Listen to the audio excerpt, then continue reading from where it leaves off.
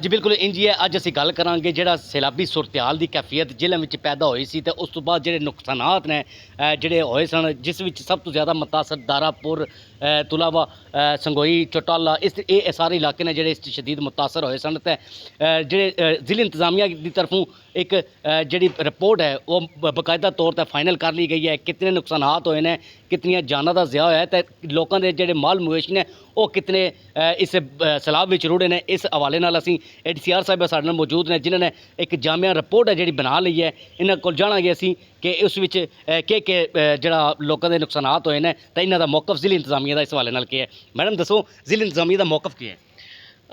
फसलों के हवाले से तकरीबन 5,500 एकड़ हमारे पास फसलें तबाह हुई हैं।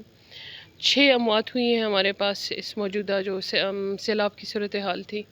इसके अलावा 234 जो है वो पार्शली घर हमारे पास डैमेज हुए हैं, जिसका डेटा हमारे पास फुल आया है। और 67 के करीब जो है वो फुल हाउसेस हमारे पास डैमेज हुए हैं। तो इन तमाम का जितना भी डैमेजेस थे उसकी रिपोर्ट हमने तैयार कर ली है। 4 जो अमवात हुई थी उनको हम चेक्स दे चुके हैं।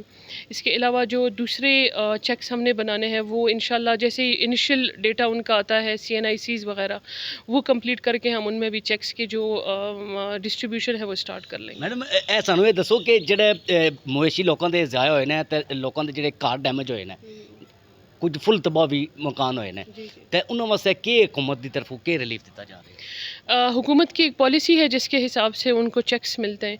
700 के करीब माल मवेशी जो हैं वो हमारे फौत हुए हैं, जिसका डेटा हमें लाइफ स्टॉक ने दिया है। तो हुकूमत की पॉलिसी और PDMA की पॉलिसी के मुताबिक इंशाल्लाह उन सबको चेक्स दिए जाएंगे। ਸਭ ਨੂੰ ਚੈੱਕ ਦਿੱਤੇ ਜਾਣਗੇ ਕਿਉਂਕਿ ਜਿਹੜੇ ਨੁਕਸਾਨਾਤ ਹੋਏ ਨੇ ਉਸ ਨੁਕਸਾਨਾਤ ਦਾ ਅਜ਼ਾਲਾ ਹੈ ਜਿਹੜਾ ਹੁਕੂਮਤ ਪੰਜਾਬ ਦੀ ਤਰਫੋਂ ਦਿੱਤਾ ਜਾ ਰਿਹਾ ਹੈ। 4 ਜਿਹੜੀਆਂ ਅਮਵਾਤ ਹੋਈਆਂ ਨੇ ਉਹਨਾਂ ਨੂੰ ਚੈੱਕ ਜਿਹੜੇ ਨੇ ਪਹਿਲੇ ਹੀ ਤਕਸੀਮ ਕਰ ਦਿੱਤੇ ਗਏ ਨੇ, ਤੇ ਜਿਹੜੇ ਹੁਣ ਦੀਗਰ ਜਿਹੜੇ ਨੁਕਸਾਨਾਤ ਹੋਏ ਨੇ ਮਕਾਨਾਂ ਦੇ ਹੋਣ, ਮਾਲ ਮਵੇਸ਼ੀ ਦੇ ਹੋਣ ਜਾਂ ਦੀਗਰ ਜਿਹੜੇ ਨੁਕਸਾਨਾਤ ਨੇ ਫਸਲਾਂ ਦੇ ਹੋਏ ਨੇ, ਉਸ ਹਵਾਲੇ ਨਾਲ ਹੁਕੂਮਤ ਦੀ ਤਰਫੋਂ ਜਿਹੜਾ ਰਿਲੀਫ ਹੈ ਜਿਹੜਾ ਉਹਨਾਂ ਲੋਕਾਂ ਨੂੰ ਦਿੱਤਾ ਜਾ ਰਿਹਾ ਹੈ।